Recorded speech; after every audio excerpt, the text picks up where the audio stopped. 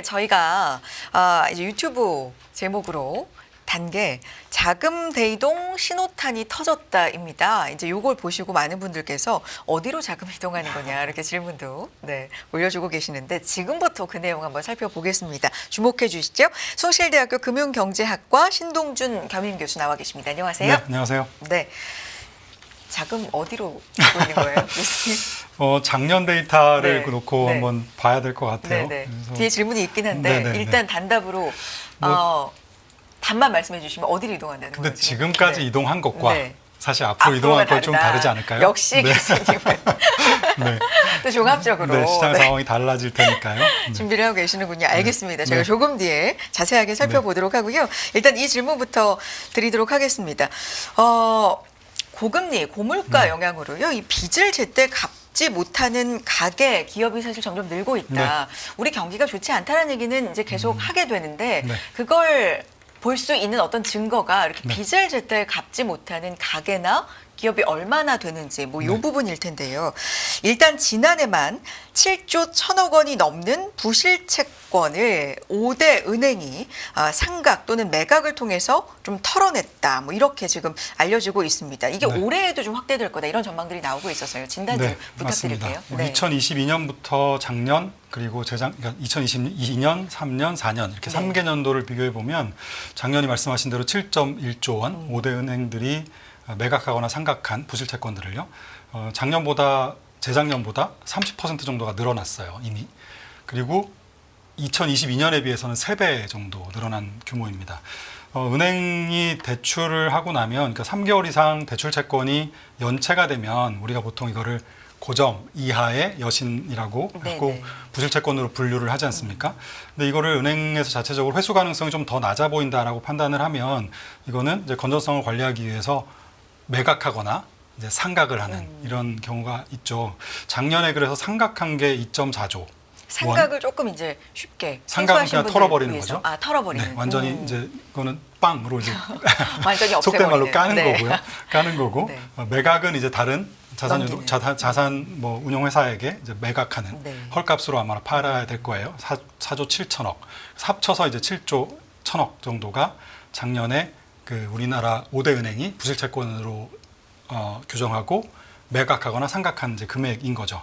이렇게 부실채권이 증가한 원인을 보면 기본적으로 경제가 굉장히 안 좋았고요. 그리고 금리 인하에 대한 속도가 생각보다 좀 지연되면서 고금리의 영향 뭐 이런 것들도 꽤 영향을 좀 준 것 같아요. 그리고 마지막으로는 뭐 가계부채인데요. 우리나라가 가계부채의 경우에는 GDP 대비 작년 2분기 기준으로요. GDP 대비 가계부채 비율이 한 91%니까 선진국이 한 거의 약 70% 정도 됩니다. 꽤 선진국들 중에서는 좀 높은 편이죠. 그래서 물론 최근 몇 년 동안에는 그 91% 수준에서 좀 정체되긴 했는데 문제는 이자율이 생각보다는 높아진 상태에서 잘 안 떨어졌기 때문에 이 상환에 대한 가계나 기업이 이 부채를 상환에 대한 부담이 굉장히 나빠진 상황이다. 그래서 2번 금리 인하를 우리가 했지만 그 효과는 생각보다는 그렇게 크지 않았다. 작년 한 해는 이렇게 일단 분석할 수 있을 것 같아요. 그래서 올해도 여전히 경제는 작년보다 오히려 더 좋지 않고 암울하고 금리 인하에 대한 기준금리 인하에 대한 기대도 역시 속도가 더 늦어지고 있어서 부실채권 규모는 은행의 부실채권 규모들은 더 확대될 것으로 일단 예상이 됩니다. 지금 말씀해 주신 이런 부분 때문에 은행권도 당분간 이제 연체율이 더 올라갈 가능성이 있다. 일단 이걸 감안하고 건전성 관리에 좀 주력한다. 이런 얘기들 하고 있는 상황이고요. 말씀하신 것처럼 금리, 한국은행도 그렇고 금리를 움직일 그 여지가 좀 룸이 그렇게 크지 않다. 여유가 맞습니다. 없다. 생각할 게 너무 많다. 지금 이런 환경이잖아요. 이 환경에 대해서는 어떻게 봐야 될까요? 일단 은행들의 대응을 먼저 좀 봐야 될 것 같고요. 은행들이 부실채권이 늘어날 것 같으니까 일단 부실채권을 증가하는 것을 대비해서 대손 충당금을 이제 쌓는 거죠. 비상금을 쌓는 거죠. 네. 만약에 그 부실화됐을 때 털어내야 되면 그 털어내는 것이 이익에 바로 영향을 줄 수도 있으니까요. 어느 정도 이제 그 충당금을 쌓는 효과인데요. 문제는 이제 부실채권이 더 빠른 속도로 은행들이 충당금을 많이 쌓고는 있는데 그보다 훨씬 더 빠른 속도로 부실채권이 증가하고 있기 때문에 조금 은행들의 이 걱정들이 좀 나오고 있는 상황인 것 같습니다. 작년에 4대 금융그룹 기준으로 순이익이 16조 4천억 정도 났거든요. 뭐 거의 역대 최고 수준으로 이익이 났는데 순이익이 증가한 거는 재작년 대비해서 작년에 10%가 증가했는데요. 부실채권은 35%가 증가했어요. 그러니까 더 속도가 빠르죠. 그러네요. 그런데 대손충당금을 적립하는 이 금액은 7조 정도밖에 안 늘어서 오히려 재작년에 비해서는 한 20% 이상 감소한 좀 작게 쌓은 규모입니다.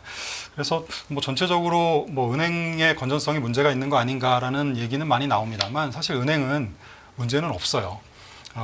은행들이 이제 4대 아까 금융그룹들의 NPL 커버리지 비율, 그러니까 만약에 대손 충당금을 쌓고 이 고정이하 여신들이 다 부도가 나서 다 상각한다 했을 때에 어느 정도 커버할 수 있느냐에 대한 네. 비율인 거죠. 네. 그래서 이거를 우리가 고정이하 여신 혹은 뭐 NPL 커버리지 비율이라고 부르는데요. 이게 당국에서 권고하는 거는 100%를 넘으면 된다라고, 그러니까 부실채권 있는 것만큼 쌓아놔라 충당금을 이라는 개념인데 지금 현재 작년 말 기준으로 153%니까 넉넉합니다. 뭐 지금 잡고 있는 부실채권이 다 부실화되더라도 은행이 뭔가 문제가 되거나 네. 타격을 받을 가능성은 거의 없다 이렇게 봐도 되는데요. 문제는 재작년에 비해서 아까 부실은 빨리 늘어나고 충당금을 쌓는 거는 천천히 쌓고 있기 때문에 재작년에 비해서는 거의 40% 이상 이게 그 아까 커버리지 비율이 감소한 금액이에요. 그 작년에가 188% 가까이 됐다가 지금 153%로 이 뭐랄까요, 좀 넉넉한 규모가 줄고 있는, 좀 생각보다 좀 빠른 속도로 줄고 있는 거죠. 이런 것들은 좀 부담스러운 요인이긴 합니다만 전반적으로는 뭐 은행의 건전성에 대해서 문제는 없다. 그러나 최근에 너무 좋은, 아주 좋은 양호한 상황에서 조금 더 덜 양호한 상황으로 바뀌어는 가고 있다. 그래서 당국에서는 대출 관리를 좀 강화해달라. 앞으로 경제가 조금 더 어려워 보이니 이 충당금을 좀 더 쌓든가 해서 전체적으로 위기 대응 능력을 좀 강화해달라라는 주문을 연초부터 계속 하고 있습니다. 그렇다 보니까 은행들이 가계대출이든 기업대출이든 다 리스크 관리하고 좀 보수적으로 대응을 당연히 하지 않겠습니까? 그러면 뭐 늘 우리가 비 올 때 우산 뺏는다는 네. 얘기를 하는 것처럼 아마도 조금 더 그 돈을 빌린 사람들이나 각 기업들이 조금 더 어려워지는 환경은 내년에도 여전히 올해보다 조금 더 작년보다 올해가 조금 더 심화될 가능성이 있다 이렇게 보여지고요. 그래서 전체적으로 그러면 우리는 어떻게, 아까 시장은 네, 어떻게 네. 봐야 될까 해서는 주식은 뭐 글쎄요, 긍정적으로 본다 하더라도 최소한의 안정성, 뭐 부채 비율이라든가 뭐 여러 가지 그런 안정성에 대한 지표들을 좀 감안한 성장을 같이 봐야 될 것 같고요. 성장인데 적자거나 네네. 뭐 이런 기업들에 대해서 최근에 이미 벌써 꽤 오래전부터 뭐 퀄리티 주식이라든가 이런 것들에 대해서 관심들이 많지 않습니까? 그래서 그런 주식은 좀 최소한의 아무리 성장주더라도 지금 이익을 못 내고 있거나 매출이 안 나오거나 이런 또 대출이 많거나 뭐 이런 것들은 좀 줄여가야 될 필요가 있는 거고요. 또 채권의 경우에는 신용이 매겨지는 크레딧 채권들은 양극화가 좀 심해질 것 같아요. 뭐 예를 들면 뭐 AA나 싱글 A 중에서 위쪽에 있는 기업들과 그렇지 않은 기업들의 이 스프레드가 좀 더 많이 벌어지겠죠. 국채금리 같은 경우는 당연히 미래에 대한 경기가 불안하니까 장단기 금리 차가 더 역전이 되거나 이 일드 커브가 수익률 곡선이 좀 더 평평하게 눕는, 이미 기준금리에 비해서 많이 내려와 있잖아요. 시장 금리들이. 그래서 그런 현상들이 조금 더 심화될 수 있겠죠. 금리 인하가 지연된다고 하면 그런 현상들은 뭐 더 심화될 가능성이 있습니다. 건전성 측면에서 지금 절대적인 숫자로 보면 뭐 염려할 만한 수준은 네. 아니지만 네. 대손 충당금이라고 말씀해 주신 네. 그렇게 쌓아놓는 부분에 비해서 네. 속도 면에서 보면 부실의 속도가 맞습니다. 훨씬 더 좀 빠르다. 맞습니다. 이런 네. 부분은 좀 주목하면서 볼만하다. 그래서 기업들도 볼 때 네. 건전성 측면의 숫자를 우리가 좀 볼 필요가 있다. 시장까지는 그렇게 정리를 해주셨고요. 이 부분도 좀 짚어보죠. 지난해 지급된 펀드 이익 배당금이요. 약 네. 48조 원에 달하는 것으로 조사 기사가 됐는데 이게 채권 가격이 이제 금리 인하하면서 상승을 하면서 네. 공모펀드 채권형 상품 배당금이 큰 폭으로 늘었다. 뭐 이 네. 영향이다. 이렇게 지금 네. 나오고 있거든요. 네. 이거 좀 쉽게 좀 설명해 주세요. 기사가 교수님. 그렇게 나왔죠. 네. 그러니까 이게 펀드의 이익 배당금이라는 거는 이익이 나서 배당금이 늘어날 수도 있고, 근데 사실 펀드의 규모가 증가해서 늘어날 수도 있는 거잖아요. 전반적으로 규모가 네, 커져서. 맞습니다. 네. 그래서 저도 그 예탁결제원 데이터가 뉴스에 나온 걸 제가 보면서 네. 이것만 가지고는 이거를 그대로 숫자를 해석하는 거는 조금 적절하지 않다는 생각은 들었어요. 말씀드린 대로 규모가 증가할 수도 있고, 그 다음에 그 안에 있는 네. 주식이 오르든가 채권 가격이 올라서 네. 그 뭐랄까요, 초과 수익이 많이 날 수도 있고, 또 하나는 공모와 사모 펀드가 섞여 있거든요. 근데 이 공모와 사모가 이 운용하는 방식이라든가 뭐 이런 것들이 워낙 다르다 보니까 똑같은 주식형 펀드, 똑같은 MMF, 똑같은 채권형 펀드라도 공모와 사모가 어떠냐에 따라서 비중이 어떻고 어느 쪽에 조금 더 투자자들이 몰려가느냐에 따라서 이익 배당금의 규모는 너무 차이가 크게 나요. 제가 그거를 한번 이렇게 꼼꼼히 숫자들을 한번 살펴봤는데요. 이게 그냥 표면적으로 봐서는 맞습니다. 좀 곡해될 가능성이 높군요. 꼼꼼하게 봐야 되겠네요. 맞습니다. 일단 공모펀드에서 금리가 하락해서 이익 배당금이 재작년보다 작년이 많이 늘었다라는 그 기사는 숫자는 팩트지만 사실 거기에는 맞지 않는 게 있어요. 금리는 재작년이 더 많이 하락했거든요.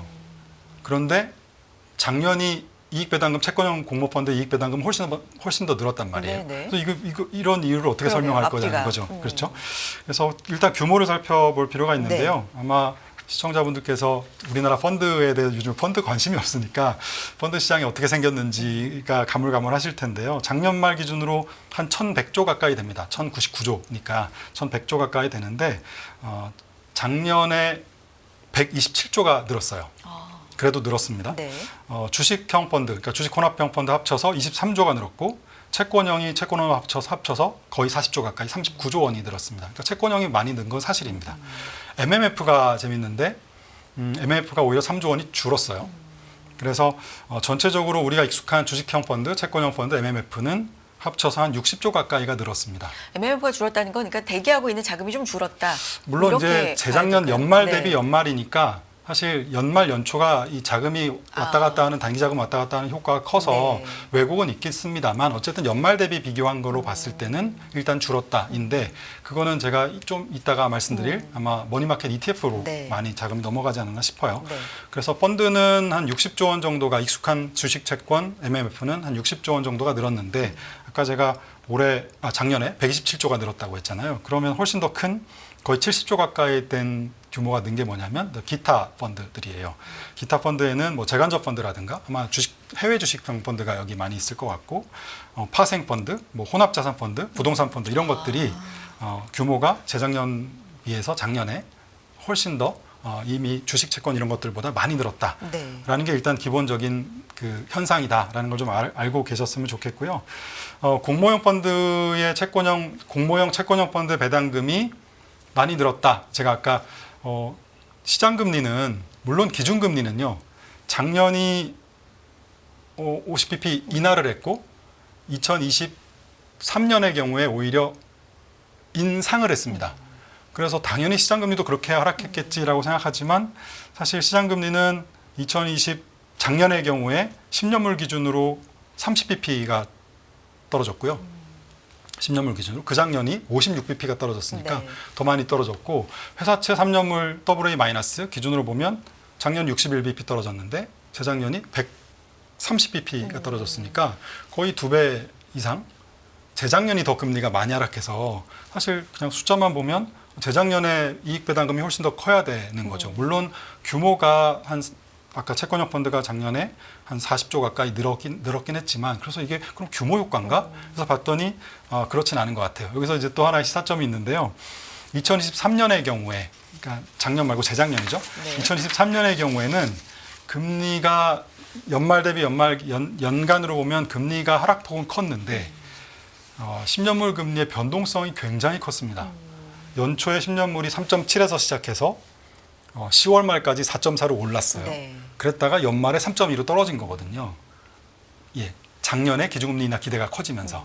그러니까 금리가 올랐다가 떨어져서 전체적으로는 56bp가 떨어졌지만 연간 10월 달까지 금리가 오르는 추세였고 막판에 금리가 하락하면서 아마 채권형 펀드에서 이 매매 타이밍을 잡아서 이익을 내기가 쉽지 않았던 흐름이었다라는 생각이 들고요.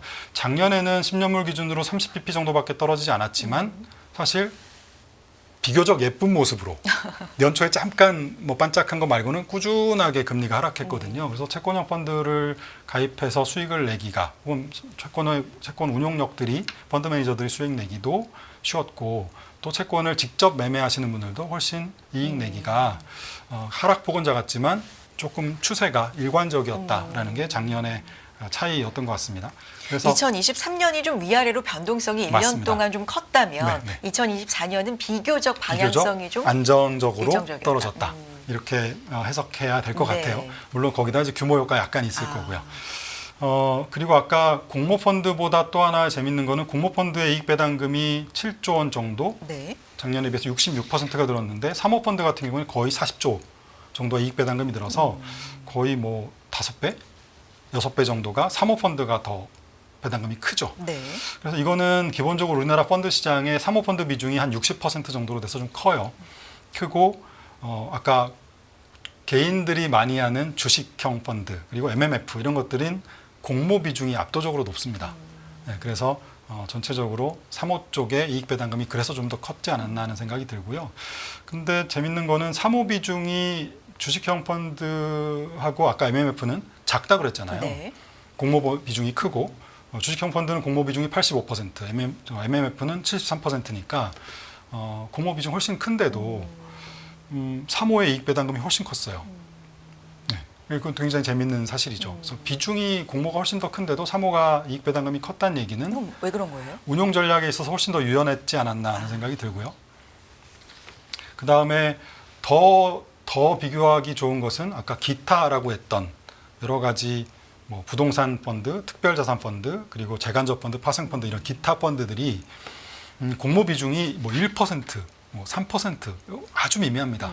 대부분은 3호로 설정이 되는데 이 3호로 설정되는 것뿐만 아니라 아까 1%, 3%밖에 안 되는 공모는 오히려 이익 배당금이 재작년에 비해서 줄었어요. 네. 감소했어요. 그런데 이 3호로 설정된 거는 오히려 이익 배당금이 한 14% 늘었거든요.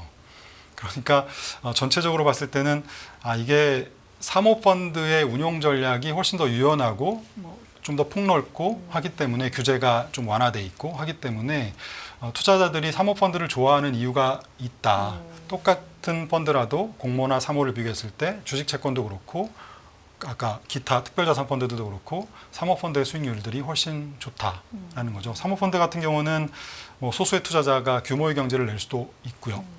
그리고 뭐 자금 유출입이 뭐 뚜렷하게 이렇게 크지 않기 때문에 장기 투자도 가능하고 유동성이 떨어지는 자산, 고수익 자산의 투자도 가능하고 심지어는 이 레버리지를 쓸 수도 있는 펀드들도 있어서 사모에 대한 좀 더 선호 이런 것들은 조금 지속될 수 있을 것 같다는 생각은 많이 듭니다.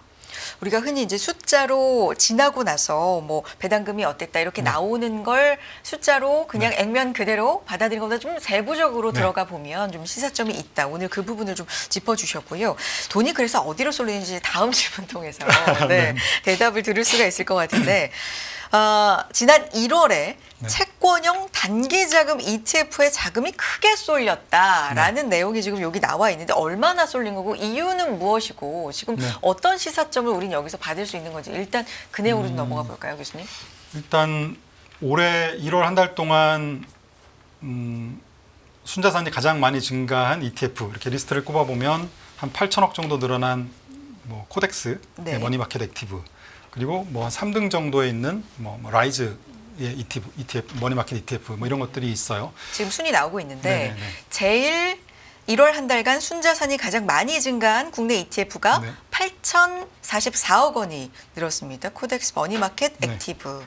그리고 뭐 2위부터 지금 또 10위까지도 쭉 그 밑에 나오고 있습니다. 그러니까 보면 시사점이 뭐예요? 일단 뭐 머니마켓 ETF가 눈에 띄죠. 눈에 띄는데 뭐 기본적으로는 연초 효과가 있어요. 아까 말씀드린 대로 연말에 재무제표 때문에 연말에 자금을 뺐다가 다시 이제 연초에 집어넣는 MMF에서도 똑같은 현상들이 벌어지거든요. 그래서 기본적으로 자금이 빠졌다가 들어오는 효과가 물론 있긴 합니다만 작년 연간으로 봤을 때도 그렇고 최근에 여러 가지 뭐 트럼프의 뭐 취임 이슈라든가 국내 탄핵 이슈라든가 이런 불확실성이 높아지다 보니까 기본적으로 머니마켓이나 MMF나 머니마켓 ETF로 단기 유동성 자금들을 조금 더 이익을 낼 수 있는 펀드로 이렇게 자금을 좀 옮겨놓는 이런 현상들이 많이 이제 생기는 것 같고요. 뭐 ISA라든가 연금 자산에서도 또 자연스럽게 이쪽으로 또 자금들이 많이 넘어오고 있는 것 같아요. 이 규모 자체는 뭐 다른 때와 좀 비교해 봤을 때도 큰 편인가요? 이게 머니마켓 ETF가 네. 생긴 지 얼마 안 됐기 때문에 네. 그런 걸 감안하면 굉장히 큰 규모로 넘어가고 있다고 봐야 네. 되겠죠. 그리고 기관 투자 자금이 또 넘어가고 있다는 것도 하나의 특징이고요.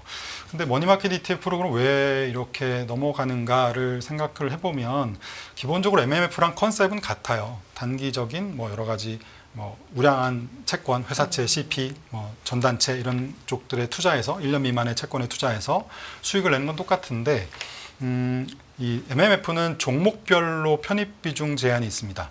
특정 종목은 뭐 10% 이상 못 담는다. 뭐 이런 제한이 있는데 이런 제한에서 조금 유연하게 설정이 되어 구조가 짜여져 있고 또 잔존만기에 대한 규제도 조금 더 느슨한 면이 있고요. 그리고 MMF는 펀드 내에 현금 유동성을 얼마 이상 가져가야 된다라는 규제도 있는데 오히려 이 머니마켓 ETF 중에 일부는 레버리지를 쓸 수 있게 또 되어 있습니다. 레포를 매도해서 차입해가지고 더 채권을 사서 넣을 수 있게 되어 있어요. 그래서 MMF보다 훨씬 더 좀 조건들이 좀 완화되어 있기 때문에 규제가 완화되어 있기 때문에 상대적으로 초과 성과를 내겠다라고 세일즈를 많이 하고 있고 실제로 MMF보다 수익률이 괜찮습니다. 물론 작년에 기준금리를 인하하니까 아까 시장금리는 30bp밖에 안 떨어졌지만 기준금리를 50bp 인하했기 때문에 당연히 아까 1년 미만의 채권들 3개월짜리 뭐 이런 것들은 똑같이 50bp 가까이 떨어졌을 거예요. MMF는 장부가 평가하잖아요. 근데 이건 시가평가하니까 상대적으로 조금 더 금리하락의 어떤 초과 이익을 아마 가져갈 수 있었을 겁니다. 게다가 뭐 종류도 뭐 국내 머니마켓 중에서 CD에 연동된 거, KOFR, 코파에 연동된 거, 그리고 뭐 미국의 달러 소파에 연동된 거 이런 뭐 다양한 상품들이 있기 때문에 훨씬 더 좀 쉽게 ETF는 이렇게 HTS로 접근을 쉽게 하실 수 있는 것 같아요. MMF 펀드 가입하려면 뭐 우리가 투자 성향도 진단해야 되고 뭐 굉장히 복잡한 구조가 있는데 ETF는 그냥 매매가 되니까 훨씬 더 쉽게 MMF에서 수익률도 더 좋고 그러니까 넘어가고 있는 과정인 것 같고요. 앞으로도 뭐 이쪽으로는 자금이 지금 시장이 좀 불안하다고 느껴지는 투자자일수록 또 기관일수록 이쪽으로 조금 더 자금을 배분하는 뭐 이런 형태가 되지 않을까 싶습니다. 근데 이거는 뭐 앞으로도 조금 더 이어질 것 같다. 네, 이어질 것 같긴 합니다만 뭐 그러니까 그쪽으로 넣으시죠라고 얘기 드리기에는 사실 그냥 은행 예금으로 그냥 두는 것들 뭐 그냥 쉽게 두는 것들을 잠깐 이쪽으로 옮겨놨다가 다음 투자 기회를 보는 뭐 이런 형태의 자금이라고 봐야 되겠죠. 네. 아무래도 뭐 투자 자금 자체는 아무래도 조금 더 위험 성향이 있는 뭐 해외 주식이나 이런 쪽으로 여전히 좀 더 가지 않을까 생각합니다. 알겠습니다. 다음은 이제 좀 다양하게 짚어보고 있는데 엔화 얘기 좀 해볼게요. 사실 엔화를 뭐 지난해 같은 경우에는 슈퍼 엔저 얘기 우리가 상당히 많이 했기 때문에 그걸 이용해서 뭐 ETF를 뭐 달러 매수했다, 순매수했다 이런 기사들 굉장히 많이 봤는데 최근에 엔화가 좀 강세로 돌아서면서 이것들을 차익 실현하거나 좀 포지션을 바꾸는 사람들이 늘고 있다. 이런 건 포착이 되는 겁니까, 교수님? 최근 뉴스에 보면 1월 말에서 2월 우리 설 전후에서 그 일본에 상장된 엔화를 해지하고 미국 20년 장기채 투자하는 뭐 이런 ETF 여기서 자금이 조금 빠져나온다는 얘기가 있는데요. 아마 돈을 좀 벌었지 않을까 싶어요.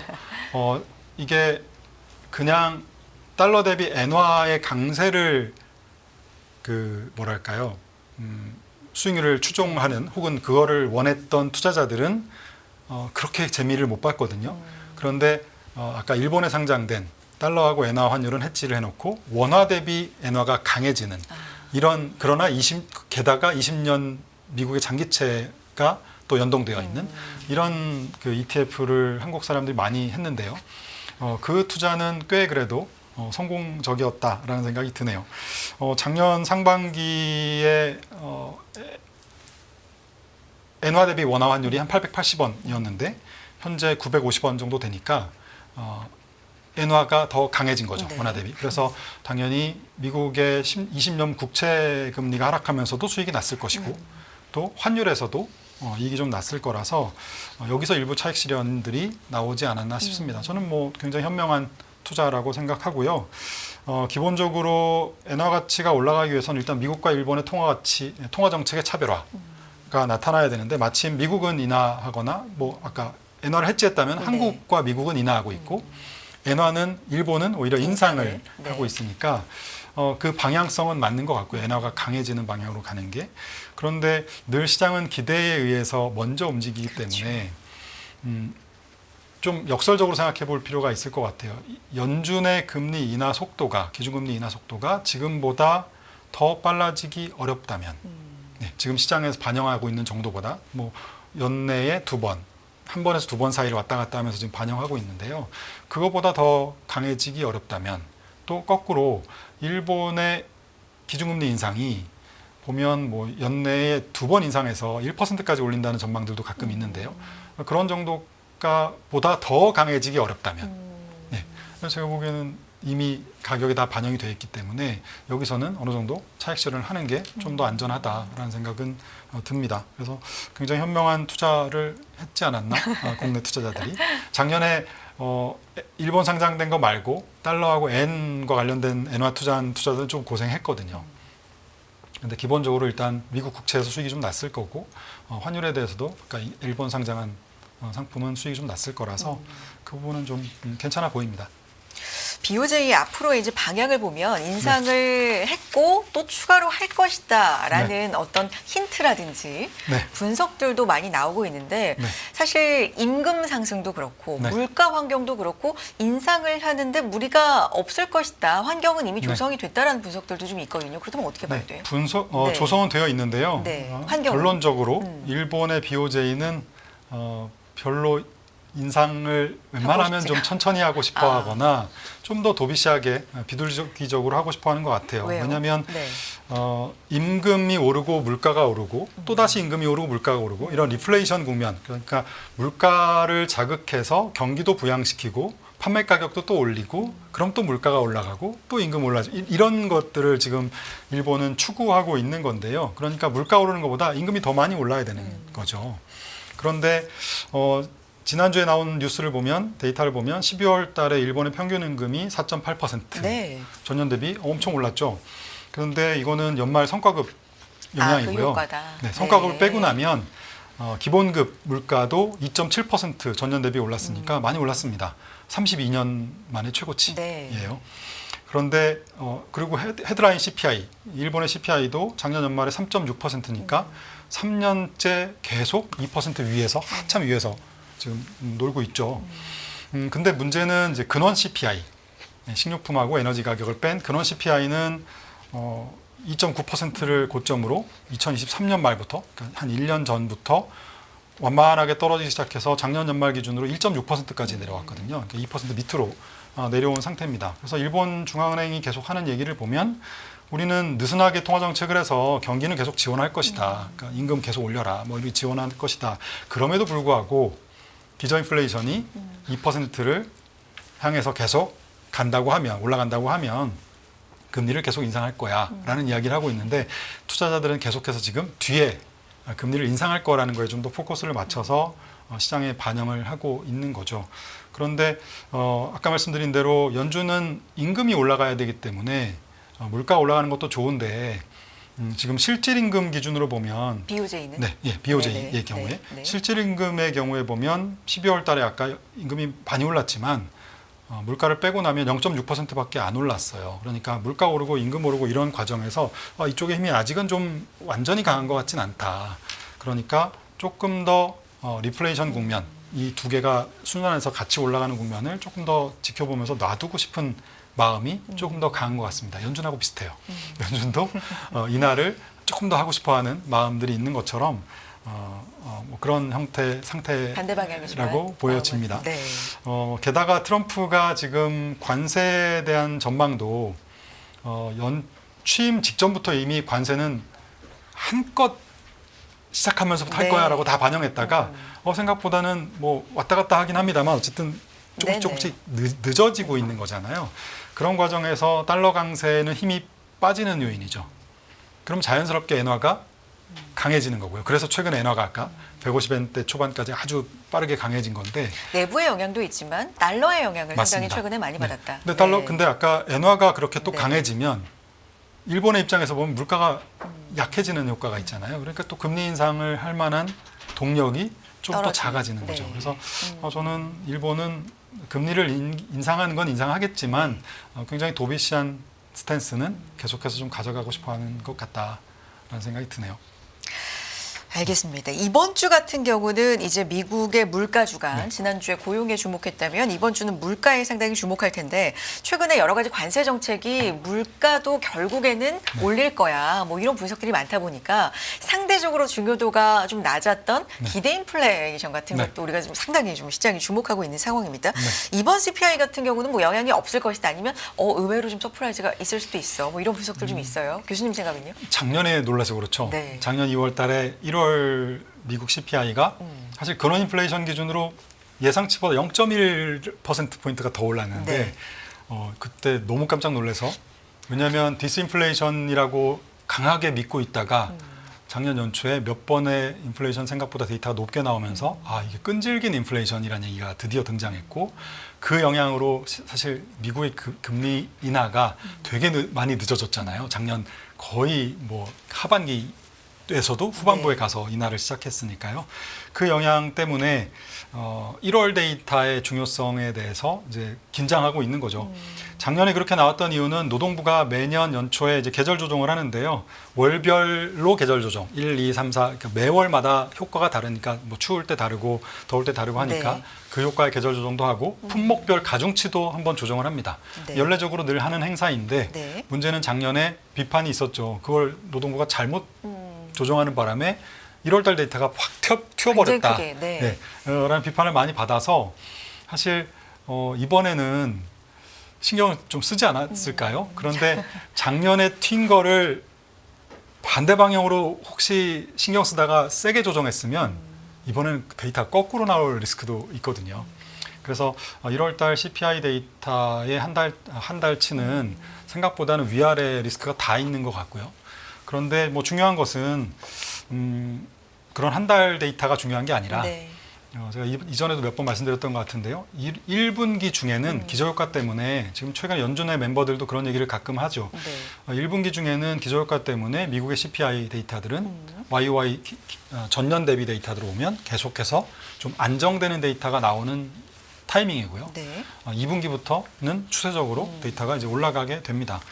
물론 뭐 최근에 트럼프 대통령 유가를 강조하고 있기 때문에 유가에 네. 따라 조금 달라지긴 하겠습니다만 네. 기본적으로는 1분기는 좀 안정, 2분기 이후는 물가는 다시 상승하는 국면으로 봐야 될 것 같고요.